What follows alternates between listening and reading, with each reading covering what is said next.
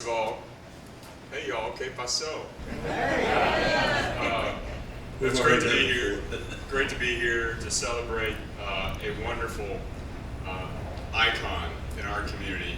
A lot of people need to be reminded that Augie Myers is born and raised San Antonian first, which makes his blood part of ours. And so this is an awesome opportunity for us to hear from a true legend. Many of us have celebrated musicians far and wide from many different genres, and one thing that brings them all back together is the fact that very few have anyone higher on their list of inspirations than Augie Myers. He is a legend here in Texas. He's a legend across the world, singer, songwriter extraordinaire, someone who's given more to the music community, certainly to the Texas community, than very few others can even declare or dream of. So it's great to have you here, Augie, to hear some stories, but also to celebrate your lifetime of talent and music and impact on our world. And I'd like to say, you know, as mayor of San Antonio, we get to celebrate lots of things, lots of times and, you know, achievements, but to celebrate a man that stands as a giant among so many legends in music is something really special. So let's give it up for Augie Myers and a lifetime of achievement.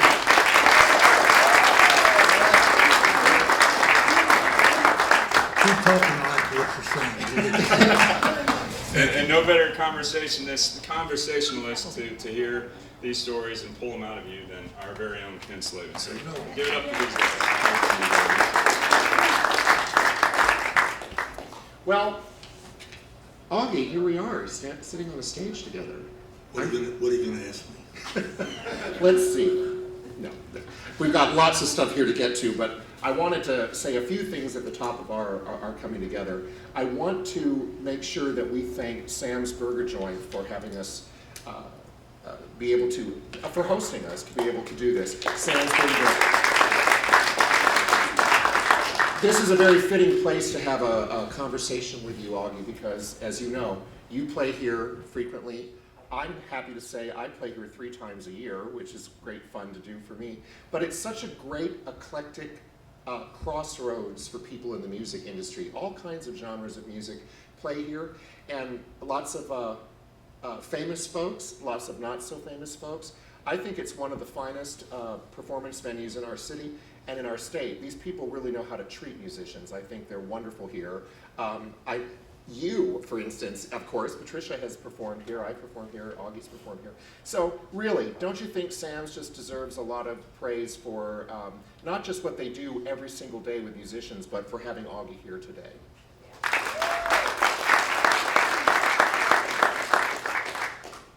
Now, this is being filmed, so we ask that you stay in your seats through the entire conversation if you don't mind, and make sure your cell phones are off because we don't want the sound of a ring interrupting one of these great tales that we're going to have. This event today, we're filming it for an upcoming event that is going to have details announced later, but it's a great way to get a lot of stories on tape. It's a great way to sort of prepare ourselves for what is going to be a lovely event a little bit later this year honoring Augie. I want to, if you don't mind, share a story of how I first met you, Augie. Okay. Okay. Back in the mid-90s, when I was 14, and you were 16. No. Still in. Yeah, I know you are. You're 16 at heart. I wish I could say the same about me.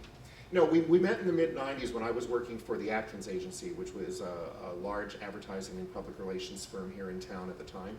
And we were in charge of marketing the city for tourism. So it was for the Convention and Visitors Bureau of San Antonio. And we were looking for, our creative team was looking for new ideas to help market San Antonio to its own folks locally and also externally. And they came up with a campaign called Pure San Antonio in English and a Spanish campaign called Puro San Antonio in Spanish. They approached you, our folks at Atkins, to ask your permission and to do some rewriting of the song Hey Baby, Que Paso, to become the slogan or the theme song for this campaign. You agreed to it, you wrote special new lyrics, and I was assigned to you to handle the media relations for it. So I was booking interviews for you and working on a big launch that we did in front of the Alamo with the mayor at the time and lots of local folks. And I remember standing next to you, and you were so excited about it. And you were singing along with the new tape and the new videos that we were showing right there in Alamo Plaza. Do you remember that? Yes, I do. But they wanted me to be an ambassador because I travel all around the world. But there's another company in San Antonio called LULAC. They said I wasn't bilingual. You know, I can cuss in Spanish and Polish and German, but they said I wasn't bilingual, so they didn't use me. They didn't. For that particular thing. thing. Well, I didn't know that. Huh? I didn't know See, that. What I remember is what a success the campaign was, and how excited you were I was. at the Alamo, and we got all kinds of great media coverage for what you were doing for us. You know, everywhere I go, I always say San Antonio is like, you know, you'd say Houston is a little New York, Dallas is a little LA, San Antonio is a big poteet. That's what I've always said, you know, but San Antonio is always one step above happy. That's what I call it, because everybody got along. I mean, I grew up on the east side, I ran around on the west side, I hung around on the north side, and the south side was all my friends. You know, so everybody got along. There was no, oh man, I can't hang out with him because he's another color, you know. And I'm not a racist. You know, I got 4 black tires and 3 color TVs. So I'm not racist, you know. So, but just getting back to that, you know, but San Antonio is a real loving city. It totally is, and I think that you're an example of one of the most loving and wonderful people that comes out of our culture here in San Antonio. And so I've been told today that this is going to be Augie Unplugged, and I actually think we're off to a good start with that, don't you? Okay, now I'm gonna tell us. Let's get to some of the good questions. You're from San Antonio. Tell us about your roots here and basically how you got started when you were born. Well, my mom and daddy, that was their fault. But we lived, if anybody knows where the Bushnell Apartments are in San Antonio, Yes. My mother was a head maid, and my dad was a chauffeur back in those days. And this was in the late 30s. And my mother's having me coming down the elevator. It's a true story. Oh wow. And that's why I guess I've got a lot of ups and downs in my life. But when my grandparents lived in St. Edward, Texas, and I had polio when I was 2 years old. So I lived with my grandparents out there in St. Edward until I was 11. And then I moved back to town and with my parents. And across the street from my mother and dad lived, every Friday and Saturday this bus would pull up and these guys would get out drinking beer and laughing and singing. Then they'd come back about 2 o'clock in the morning laughing and singing. And I asked my mom, I said, what are they doing? What are they? And she said, that's a band. Till this day, I don't know what band that was. But I said, that's what I want to do. I want to laugh, drink beer, and sing. And I'm serious. And that's what I did. So, you know. So it's from the very earliest age you knew that you really wanted to be in this business. When my grandfather worked in the fields, there was people living down the road about a quarter of a mile. He'd take me down there, and I couldn't walk. I still have the rope. They tied my leg to a piano, and I learned to play piano by ear. Just listen to Grandpa in the morning. Would listen to the Henry Garrett Farm Report, if y'all remember that in those days. And my grandmother, I spoke Polish till I was about 7 or 8, you know.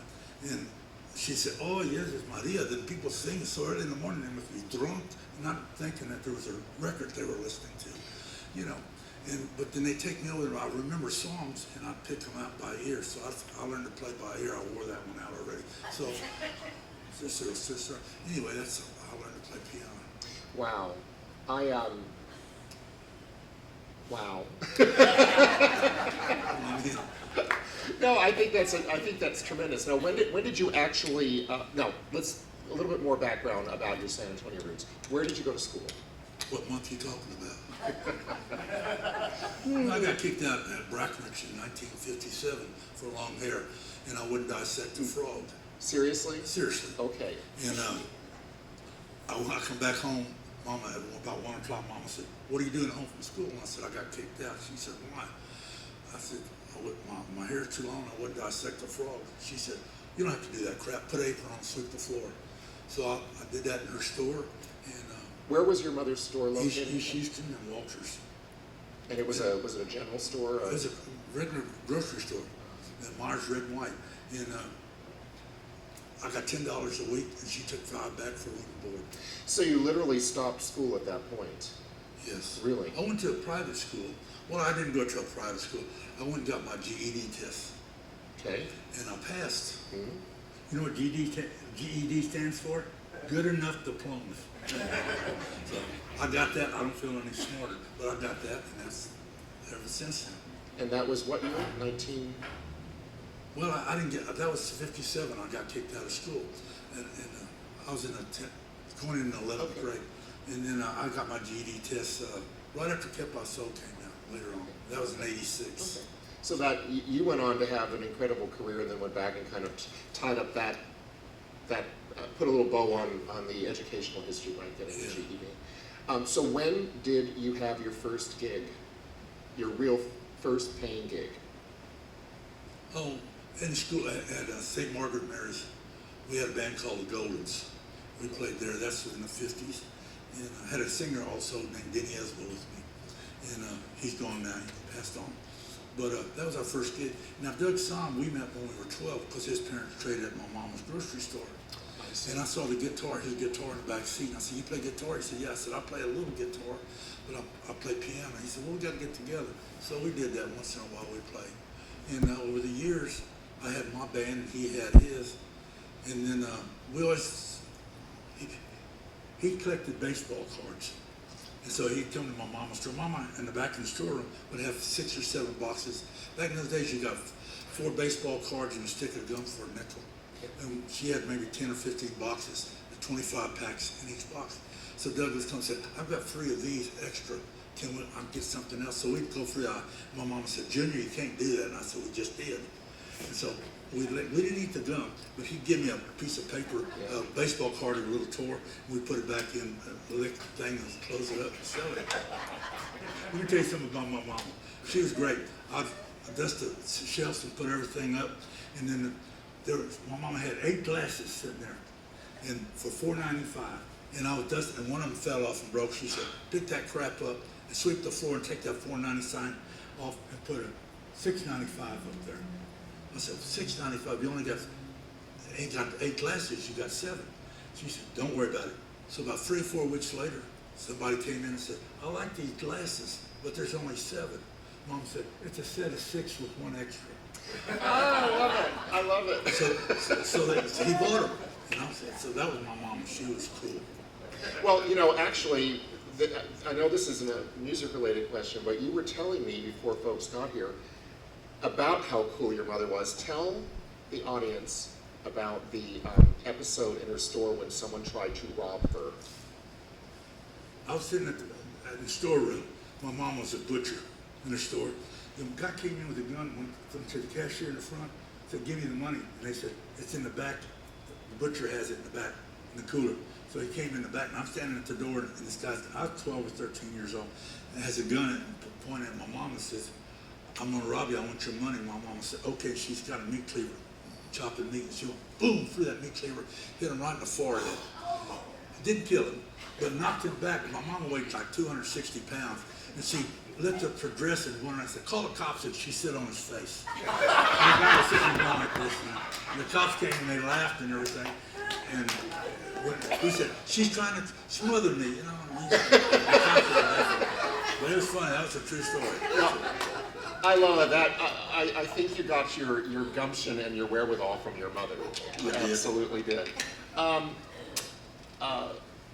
daddy never got to see me play music.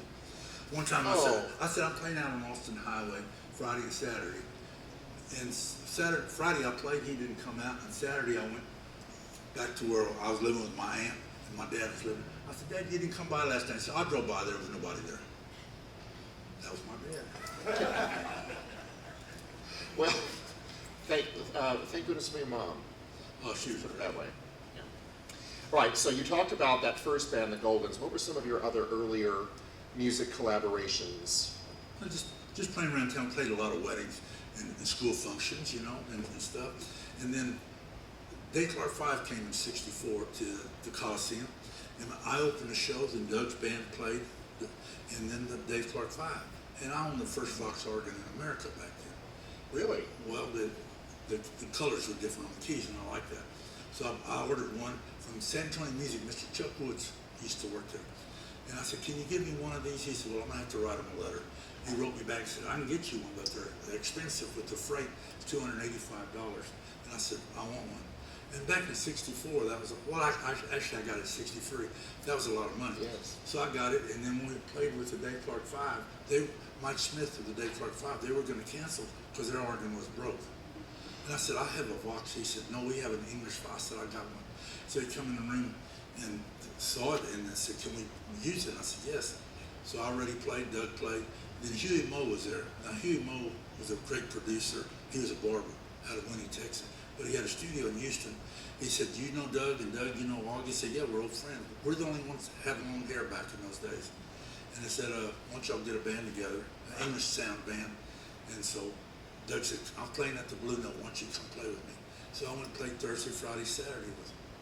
We made $10 a night. This was at the Blue Note? Blue Note on San Pedro and Hildebrand. I didn't know San Antonio had a Blue Note Blue Note Lounge. at that time. Oh, Okay. yeah. the Blue Note Lounge. There's a what do you call some kind of barbecue restaurant there now.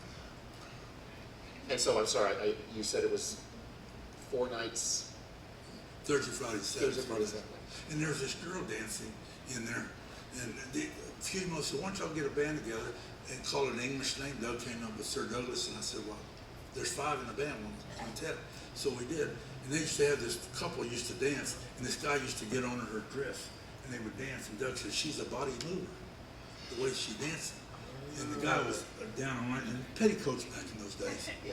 And to make a long story short, that's what we came up with. She's about She's it. okay. But they wouldn't put that out on the record because it was too risque when you say body mover back in. Look what they're saying on radio today. So Doug changed it to she's about it. She's about a mover. I've always wondered, that absolutely explains the story. Who could have known? Because I didn't know what she's about a mover meant. I just remember hearing it on the radio. No, no, no, no, no, no. And we had a Story. baby, a black guy playing sax with us, and going from San Antonio to Florida to Louisiana, Alabama, Mississippi, and we were playing coastal places. He couldn't stay in the same hotel. He couldn't eat in the restaurants with us. And we'd stop in Alabama to get gas, and the guy would look at it and say, because we all had long hair, and he had a wig on. Beatty did. Kind of weird. But anyway, people looked in the window and said, got them rolling bones out here. And I said, yeah. And he said, call Mabel up and tell her to come down and look at this. What do you need? I said, just $1 worth of gas. And he said, where y'all going? We said, we're going all the way to Florida, Pensacola, Florida. He said, I wouldn't go that way with that black man in the car. He said, they're going to shoot you. And we go through town. Back in those days, there would be a white man hanging at 8 o'clock and said, this is you, white man, with an arrow in his chest, hanging from a tree. There wasn't freeways back then. And this is you, black man, on the other side of town after 10 o'clock at night. You'd still see those things. That's terrible. Yeah, totally. Yeah, so you were traveling. That was a completely different era to be on the road. Oh, totally. It totally. certainly was. And one time in Atlanta, Georgia, we stayed at this hotel. This guy named Elmo Blue, I'll never forget. And he said, told me and Doug about all the blues cats that would come from Atlanta, Georgia, you know. And he knew all about the blues. He was an old man in his 70s. And we went back there 2 months later. Where's Elmo Blue? They hung him and cut his tongue out because he was talking to a 14-year-old girl at the swimming pool. And he was keeping the lawn at the motel. Now, we never stayed in hotels back in those days. We stayed in motels out of town so we could get high. So you could what? Get high? Get high. Okay then. They said be truthful, so I'm being truthful. But you know, back in those days, we could walk down the street. I can tell you stories about different people back in those. We used to go to a guy named Ray Liberto. I don't know if you remember him. He was Yes, I've heard. Well, his sister married Johnny Cash. And Johnny, we used to go over to the house, and Johnny's sitting on the couch. Y'all got any reds, any blacks, any yellow jackets, any pills? We said, no, we got a joint. He said, I don't do drugs. That's a true story. That is hilarious. Okay, there are some specific questions here that I know I need to be sure to touch on. as we tape. You've given us a good background about the beginning gigs. We'd like to know when and why did the quintet break up? They never broke up. Never broke up. Doug would say sometimes, I want to go play jazz. Well, I put a band together called the Western Head Band. I played at Pussycat Club for a year and a half. You know, for every That was here in San Antonio, San too? Antonio. The Pussycat Club. And Judge, I can't remember his name, Judge Anderson, he was a judge in San Antonio. He was the board of directors for it. It was owned by some people out of Mexico City. So I played there, for a year and a half, and Doug wanted to play jazz. And we got popped too. And in Corpus for 2 joints, we were facing 7 to 10 years in the penitentiary back then. Oh, wow. And my son Clay was about 5 or 6 years old, and we were in the car going and all of a sudden I'm in my car, and this cold barrel sticks in my head and says, take your right hand, left hand, cut your car off, put it in gear, and don't turn around. And then they put you on the ground with a rifle and hold. And they had a gun on. Clay was 7 years old, and Mike, 2 or 3. 2 or 3 years old. Oh, that's. And this was for having a joint? We were facing 7 to 10 years. Now, if you go to Corpus, see that old courthouse, it's still there, but it's all vacant, all the windows out. The guy said, the judge said, you can't come into my courthouse till we cut your hair. You cut your hair. And, but before you cut your hair, my daughter's a big fan of y'all. So we had to take a picture with her outside. Now they're legalizing it, you know. Isn't that crazy? It's craziness. You think of the wasted energy back then, right? Oh. The wasted everything. What a mess. So there really was not a breakup. It was a matter of just different kinds of Yeah, just for a while. circumstances where you wouldn't play together Then for after a our while. probation was over in '68, Doug went back to California, and about 6 months later called me and he said, Augie, you got to come out here. I wrote some new tunes. I went to this place called Mendocino, and I liked it beautiful, and I come on out. So I flew out there. Warner Brothers, no, we were Mercury Records, and Mercury Records flew me out there. And I stayed about a week, and I liked it. And I got my wife and my son, and packed up and left my farm. I had somebody rent my farm out, and we moved to California. And that's how we cut Mendocino, which sold about 6 or 7 million records. And we didn't make no money, just got us out of debt. Well, I'm curious about that time period. What are the most exciting moments you remember, or the biggest hits from that time? I know She's About a Mover. I know Mendocino. I definitely know Mendocino. What in that time period, the quintet time period, before you went on to the Tornadoes and everything, what are some other highlights that strike you as the best things that happened? Back in the day, we played with Little Richard, James Brown, Albert King. I mean, you name it, we were with them on the road. Back in the days, you didn't have direct flights from San Antonio. We had to go you were in Chicago, and we had to go play in North Carolina. We had to go to Chicago. We had to go to Ohio. From Ohio, we had to go to Washington. It took us 4 flights to get there. And they said, we're going to work with the month. We played with the Kinks, the New Beats, the Beach Boys, and who else? The Rolling Stones and us. 5 bands, $3.50 to get in. Can you imagine back in that day? Wow. Now look what they're getting, you know. So you were sharing billing with those, with those people. Back in those days. And one time we were at Little Richard, we were in North Carolina. We were playing in tents those days. And Little Richard got us, we opened the show for him, and we were all sitting back in this tent. And this white guy come down with his 15-year-old daughter and said, I saw you licking your lips. And I'm doing like this to my daughter. And Little Richard said, I was doing that to you. And he grabbed her daughter and boom, they left. And Jimi Hendrix was his guitar player back in that day. Oh, really? Yes. Wow. And we played at the Pussycat one time. Jimi Hendrix played at the auditorium. He came to the Pussycat, and they all came out to the farm and hung out. Did any of those names you were mentioning, Little Richard and those others, did they ever work with you here in San Antonio? No. It was when you were touring Touring somewhere around, else. Yeah. Of all the performers, I mean, everyone you just mentioned is a legend. Did you have a favorite from that time period? Well, before all that started, my favorite all-time musician was Jimmy Reed. I don't know if y'all remember Jimmy, the Big Boss Man. You know, I got to play with him in Houston, Texas at Liberty Hall. And I was opening the show one night for, what's the other guy's name? I can't think right now. He had a guitar and Cadillacs or something. And we were playing Wednesday, Thursday, Friday, and Saturday. And he was in the office saying, I had a steel player, 2 horn players, bass and guitar, and I was playing guitar. I had about 8 people on stage.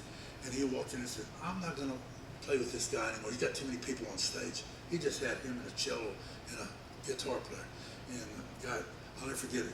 Ernest said, well, you don't have to play Thursday, Friday, and Saturday. I'll just have Augie open the show.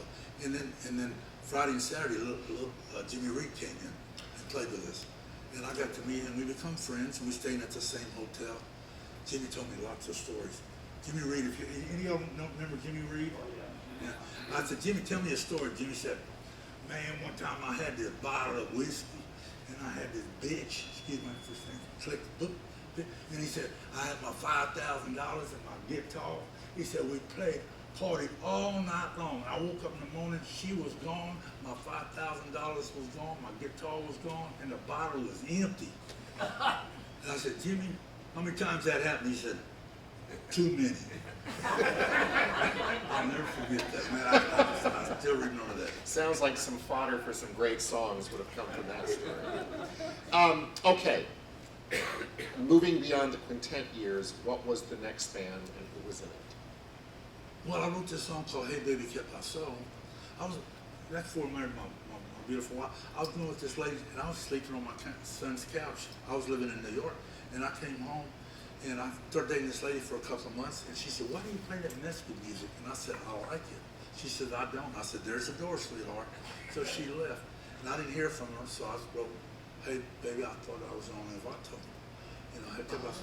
So that's how it became out. And after the song came out, we recorded it, and she called me about 7 months later. She said, all my friends are singing that song.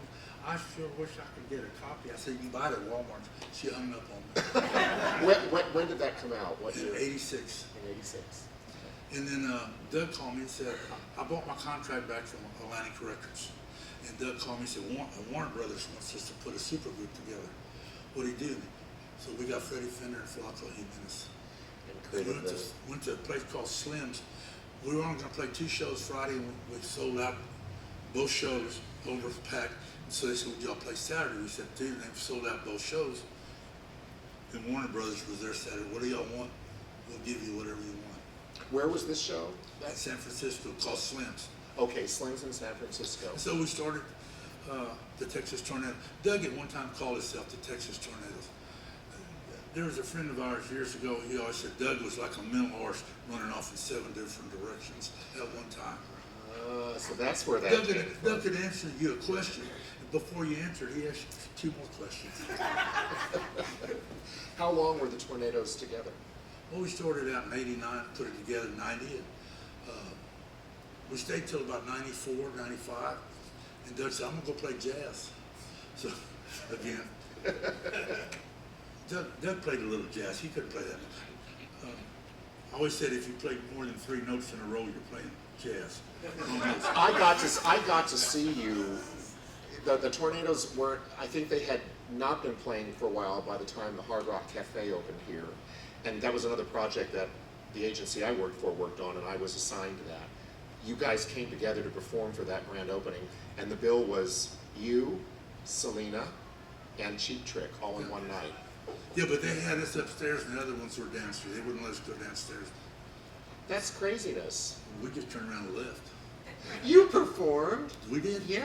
I saw you. I don't remember. I thought we quit. We just, Doug said, let's leave. Sometimes we go places. We may have gone and grabbed you because each of us was assigned to one of the people in the band. We wanted to make sure you didn't One lose. time, the quintet, not the quintet, but the Tornadoes playing somewhere. There was another band playing. This was Europe, remember that? They were playing all our songs. They did 6 to 10 of our songs right in a row. And Doug says, we don't need to get up and play. Let's just go back to the hotel. So we did. Wow. I'm serious. Wow. Now, after that time period, did you guys come together again for any kinds of special shows? Or? Till Doug passed away. November was 20 years ago. So we broke up for a while. Me and Freddie played Vegas, a lot of main showrooms in Vegas over the years. And then everybody said, get the Tornadoes back together. So I asked Flacco, and he said, yeah. And so we got back together. Then Freddie died in '06, and that kind of. Me and Flocko are doing a new album, and we're gonna start mixing it. Just called it Tex-Mex Legends. Hey, that sounds great. You heard it here, folks. That's wonderful. Do you have a projected release date? Probably when we get finished with it. Yeah. We're finished with it. We got 12 songs cut, and we're gonna start mixing in about 2 weeks. That is fantastic. I for one cannot wait to hear that. Tell us a little bit more about your relationship with Doug. Obviously, you met him when you were very young, and you talked about the baseball cards. But any kind of thoughts on that long time Me friendship? and Doug we never argued. We had disagreements, but it wasn't maybe that stuff. No, we had disagreements, but he was like a brother, man. When he passed on, my son called me. Me and Freddie were in Phoenix, Arizona playing. And I was just getting ready to eat a hamburger. They said, "What are you doing?" I said, "Getting ready to hit him." He said, "I got some bad news." He told me. I don't even want to talk about it. I started crying. I'm all right. Okay. But I know you were close, and you were like brothers, and you made wonderful music together. You really did. I didn't mean to. Oh, that's okay. I just Question. get sentimental when I think about it.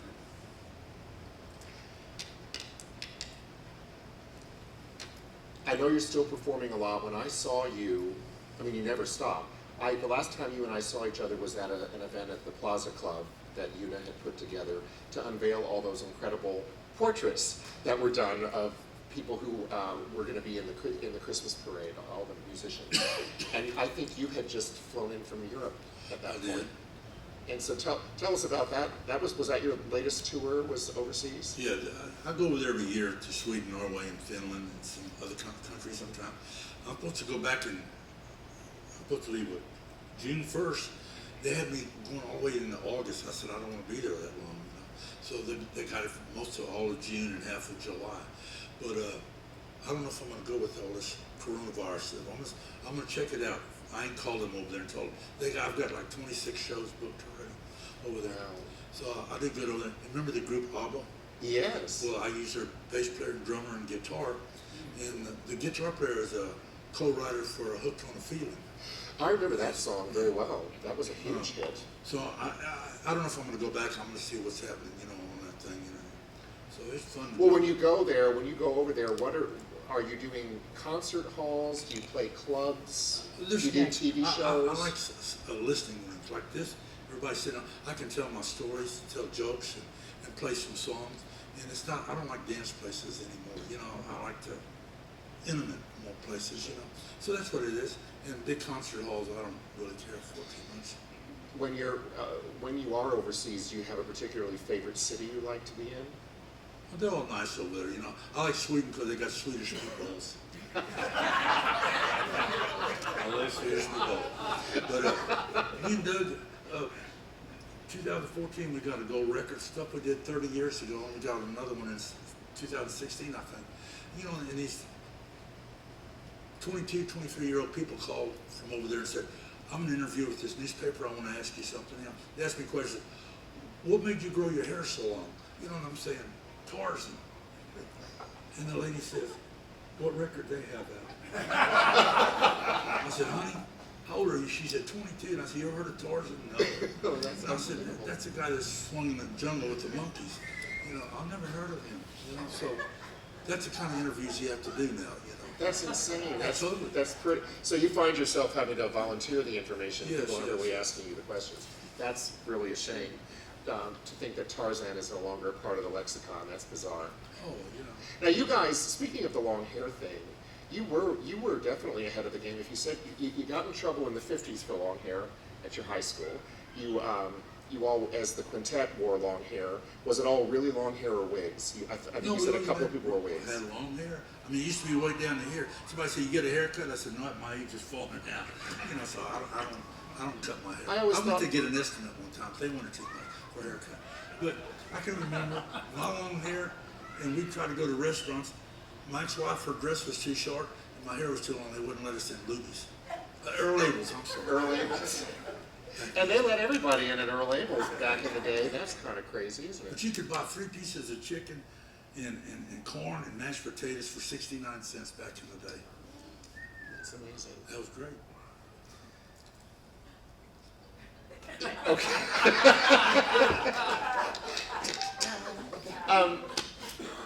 Looking back on your incredible career, and you've been at it for a long time, bringing a lot of joy and a lot of happiness to people. If you had a chance to make changes in your life or career, would you? And if so, what would they be? I'll probably change my underwear more often. No, I just say that all the time. Drum roll, please. No, but I always say that. Why not? I agree with you. Y'all hear this guy was sitting there watching television, and his wife says, "Who's Lucy?" Lucy? Yeah, you got a piece of paper with Lucy's name written on it in your pocket. He said, "Oh, it was a horse I bet on." About 3 days later, he got home from work, and she said, "Your horse called today." 3 shows today, ladies and gentlemen. No, it sounds to me, frankly, from hearing you talk and over the years getting the chance to see you perform and also having the chance to chat with you a lot, seems like you have, you've pretty much pursued a career and a life on your terms, the way you want to do it. You're Augie, and this is how you're going to do it. Well, when I was little, I always said, my motto in life, I started thinking of this when I was real young. I want the most, I expect the least, I appreciate what I get, and I run like hell with it. You know, that's what I've always tried to live by, you know, and that's what I live by, you know. And I'm blessed, you know. I can't say anymore, you know. I've had my ups and downs, you know, polio, kidney transplant, cancer operation, you know, and other stuff. What else I have done, baby? I don't know, you know. But I've had a lot of that. And I almost passed on with my kidney, but, you know, I figured heaven wasn't ready for me and hell's afraid I was going to take over. So I'm still here. But I'm blessed. I haven't done everything I wanted to do. I've got a bucket list. But sometimes my bucket has a hole in it. But Tell us some of what's on the bucket list that you haven't done. well, I'm writing a book for about 3 or 4 years now, my autobiography and everybody. And then I'm writing another book called Thoughts to Think About. Thoughts to think about. Yeah. How come everything breaks when I'm broke?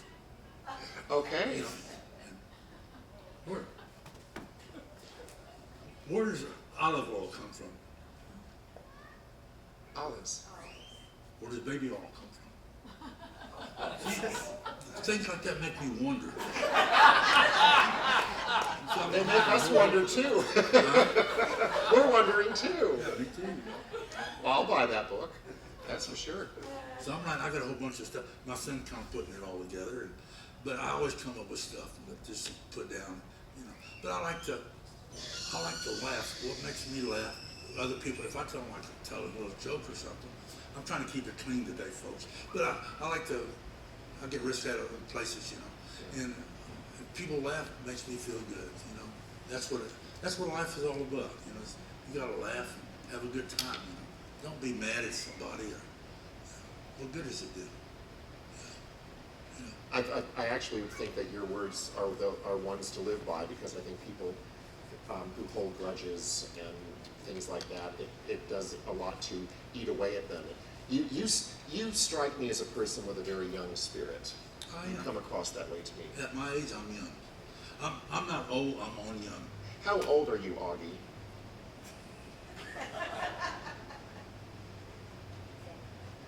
Happy birthday. I'm 79 now, but I'll be 80 in May. Isn't that incredible? Wow, that's fantastic. But it's not your age that matters. It's how you matter it. You know. I like that. That should be the title of your book. What's that? It's not your age that matters, it's how you matter it. I like that a lot. No, oh, you mean my autobiography? Yes. No, I got a couple of titles. What did tell us your working titles for the book? It was fun while it lasted. You know, I'm not afraid of dying. I just don't want to be there when it happens. But no. But I'm always thinking at my age now, you know, you can go any time. And the only thing it really bothers me, I'm gonna miss a lot. Sure. You know. So that's all. I can understand that. Well, tell us for the rest of this particular year, what's on the horizon for 2020? I know there's going to be a special event coming up that is still being put together that'll happen in May. What other things are you planning? The mix down of the new album, but what other things are going on? Well, I got a like an unplugged album, just me on the piano, and then the violins and the cellos, and no bass drums or guitars on it. And I'm doing a whole album that I've got 8 songs cut. Then I got a song that I wrote. My wife is talking Spanish in it, and I'm singing, and you kind of sing on it, those words. And we're gonna put that on the album. And this album is really nice. I got a song a friend of mine wrote, and I've done it different from what he did. It's called "Mama Come to Texas to Visit Me." It's a nice song. You know, so I'm real happy about doing that. You know, then I'm writing some more blues songs, some more country songs. I just gave you a CD, Yes, song you for did. you to listen to. Yes. But you know, then I'm writing a joke book a little bit on the side. But this is real risque. That's with Velma from Selma with this. I don't know that one. Some of these people know who that is. One time my tour bus back in the 80s was going down the road, it was the 70s, I don't know, we were going to Dallas, and my bus driver said, they just busted that house of ill repute in Selma. But about 2 weeks before that, I'm in the bank, and putting money in the bank, and, or taking it out, I don't remember. But the lady said, what do you do for a living? I said, I write songs. She said, nobody's ever wrote a song about me. I said, sweetheart, what's your name? I'll write a song. She said, Velma. So I said, okay. So I walked out of the bank and said, what in the hell rhymes with Velma?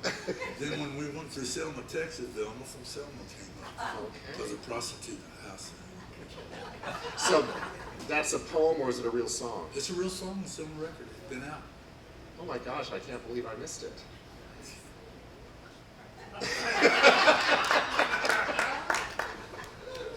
I have a lot of listening to do, Augie. God. I have to tell you, from my point of view, as a performer, I really look up to you and your wonderful attitude. I also love the fact that you are willing to try so many different combinations of musicians and styles that you do, because you have your interests run the gamut across the whole spectrum of music, which I think is wonderful, and that's another reason why I'm so excited that you've told me about that song and that we will that I'm gonna want to record that song. So that's gonna be. I write a lot of stuff I don't record or sing myself, you know, but I love to write. This morning I got up 7 o'clock and I wrote 3 verses down on the song. And sometimes I'm sleeping and I see myself on stage singing. And I'm saying, well, I like that. So I get up and write the words down. Then I get up in the morning and say, where the hell does this come from? You know, but I was sleeping. I woke up to write these words down. That's the way to do it, though. You need to get it needs to come out when it comes out, and you can't time that in an 8 to 5 workday. How many songs have you written in your career? I don't know. Somebody asked me the other day, do you write your own songs or do you make them up? I said, a little bit of both. But, you know, I don't know. I write a lot of tunes. I don't know how many I wrote. Do you keep them in a vault? Are they, with Lloyd's of London insured away to make sure no one snatches them out? Yeah, I've got a file cabinet in my house. Now, I just write a bunch of, I've got them on pieces of paper, napkins and things. Just keep all that stuff. How many total albums have you recorded? Well, 16? Well, you know more than I do. 16 or 17, I guess. I don't know. Myself, and then, I've done several albums with Bob Dylan and Tom Waits. Glenn Campbell used to be our opening act when we started out in '65. He just played a banjo. That is amazing. And a banjo and guitar. Did you stay in touch with him through the years? Huh? Did you stay in touch with Well, Glenn no, during the years? not really. Me and Freddie went back to the studio. Excuse me. We were playing Vegas, and he was doing an album in L.A. So they flew us to L.A. We played on 2 songs on his last album. One of his last albums he did. His last album he did with his family. What about your friendship with Bob Dylan? Oh man, we go way back in the '60s. He's a very intellectual guy. When I introduced him to my wife Sarah, he said, "I can't call you that," because his ex-wife was Sarah, and when it's a divorce. I think she got $45 million. He said, "So I'm gonna call you Little Miss Augie." This is my rock man. This is Sarah, my wife.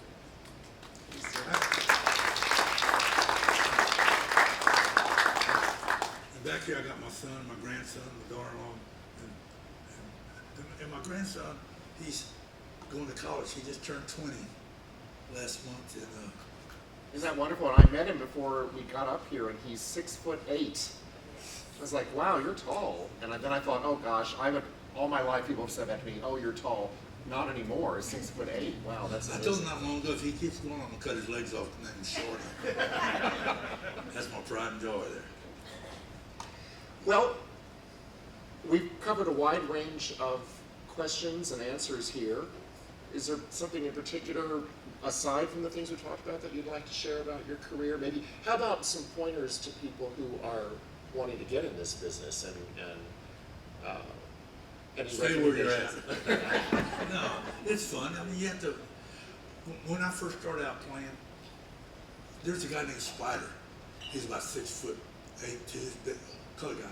Yeah, he was a singer and I played piano, and we had a drummer and a guitar player. We played out on South 4th Street. Probably, the room held 14 people. They paid us $6 each. And we only played one night because we drank more beer than they sold. You know, but I mean, we make $6. And that time I had electric piano, like Ray Charles played on What I Say. And I was going home that night, and the cop stopped me because he said I was leaving. I said I was trying to miss the holes in the road. And he said, what are you doing at 2 o'clock in the morning driving around? I said, I was playing out way back on Old Laredo Highway, a place called the Birdcage. We used to play there. And they search you for a knife or a gun Friday or Saturday. If you didn't have one, they'd give you one. But anyway, we played there, and we got $7 an hour back in those days. You know? So that was a lot of money. Yes, it was. That's I a lot of remember money. I asked my dad one time, he says, how much you make this week? One, I said, I worked 4 nights, and I made close to $31. He says, He said, I make $75 a week. I said, that's good. He said, but I make that every week. That buzzed my bubble. One of the weird realities of music that didn't deter you one bit. But that deterred me, sometimes I don't make no money, and next week we make money, and I'm happy. But I'm happy if we don't make no money. It's fun, It's to live this life, wondering where the next meal's going to come from. That's what it's all about. If you know where it's going to come, you get miserable. If you got a lot of money, you're miserable. So, but I wouldn't mind being miserable for a while. For a little while, especially in a life of such wonderful joy that you've had and the joy that you've brought. I see so many people here that I know that Patricia, Tish Hinojosa, Jimmy Spacek. There's so many people here that are musicians and lawyers. That's like, I never tell you that story. The lawyer, they're looking for a new lawyer. So they call the white guy and said, he's going to ask you one question. He said, what's that? How much is 2 and 2? He said, 4. I said, okay, we'll let you know if you get the job. They brought a black guy and said, okay, we want to ask you one question. How much is 2 and 2? He said, 22. He said, that's all right. We'll bring you in. They brought Juan in. They said, Juan Mendoza. I said, come on in here, and we're going to ask you one question. He said, how much is 2 and 2? He looked at them other lawyers. He got up and went and locked the door, and he come back and said, how much you want it to be? Who got the job? It's all about attitude, right? It is attitude. Anything else, I think? My goodness. I have a question, Augie. What was your first song? First song you ever wrote? I don't know. I had a band one time called Closed on Mondays. Nobody never came with it, so we were closed. That was the front. I'm serious. And then I had another band I was called Junior Minor's Hot Tamale Playboys. Wow. I like that. We played at St. Gerard's School back in those days for a school dance. So that's about it. The first song I wrote, I don't remember. What's your favorite song that you ever wrote? Probably the one I haven't written yet. I don't know. I mean, I kept myself. That was my what do you call it? Mailbox money. And it's 24 solo albums.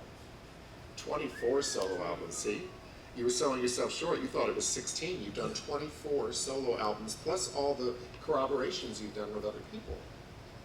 Yeah, but That's that's just amazing. my CDs, right? That's just his own, your solo albums, 24. That's a lot, Augie. Yeah, it is. I never thought about it. And you won some Grammy Awards. Yeah, I won one. And where I lived in my apartment, I used to keep it on the toilet. See? But I said, "Where's your Grammy?" I said, "Right there."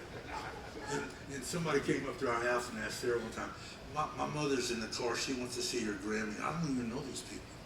Yeah. And she said, "Well, no, you come to the door and I'll show it to you." But they got mad and left. And I had a guy call me, we played at the rodeo, the Tornadoes deal. This guy calls me, I don't know him. He says, "Augie, you don't know me, but I know you. And my friends in Houston don't believe I know you. And they want to go to the rodeo. Can you get me 8 tickets?" I'm serious. And I said, "I can't even get my wife in for you." He said, "Okay, thank you." Well, you get calls like that.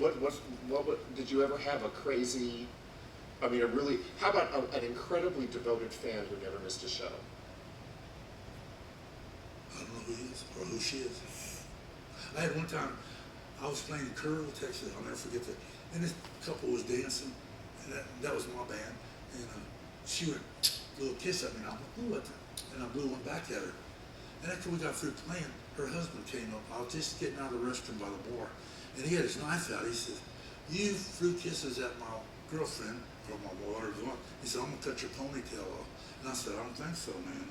He says, "I don't like confronting." I said, "She threw one at me first. She didn't tell me that." I said, "Yes, she did." And he said, I said, "You don't see I got no ear here and this scar here?" I said, "God tried to do that one time." And I said, I took the knife away, and I said, "It's self-defense. He's not with us no more." And then I pulled up my thing, and I got a scar here and a scar. I said, "There's another scar where God tried to get me." I said, "I took it away, and I killed him too." And his friend behind said, "Let's get out of this son of a bitch, just crazy." And I looked at the bartender, and I said, "Give me a drink." And that's my drinking days. Yeah. They said I had a drinking problem one time, but I figured I did, so I hired the bartender. And it works. It works. That's hilarious. No, I just said, Uh-oh, did we lose it? "Hello? Hello? Can y'all hear me?" Yeah. Okay, good. All this new contraption, I don't know. I'm old school. I don't even have a computer. And that's all Antichrist in my book. Really? Yes. So you don't write on a computer, do you just write longhand your I songs? write letters and I don't do no emails. I do females, but not emails. But I'm just. That sounds like a chapter in your autobiography. That's I don't know. Anyone else? Somebody has said, Oh, Susan. Besides yourself, Augie, who was your favorite musician? what she said. Beside yourself, who's your favorite musician? That's hard. I mean, no, I've got a lot of friends of mine that are musicians, If I name one of them, somebody else says here, "So why did you name me?" There's a lot of great musicians in San Antonio, Huey Moe got me and Doug out of town back in the 60s. And it's hard to get out of San Antonio and go somewhere else and be known somewhere, But it's really hard, and that's why I say it's harder now than it was 50 years ago, 60 years ago, And if I'd known I was going to live this long, I'd have taken better care of my truck. My dad used to say that about himself. He said, if I'd known I was going to live this long, I would have taken better care of myself. I went to the doctor last month to get checked up and all my insides and outside. He said, "Your insides, all your numbers are great, but outside as a human being, you got a lot of damage." That's what he told me. I don't want to hear that stuff. I think he looks pretty good, don't you guys? Eileen, you had a question too? No, I know you played all over the world, but is there one venue in your bucket list that you want to play at?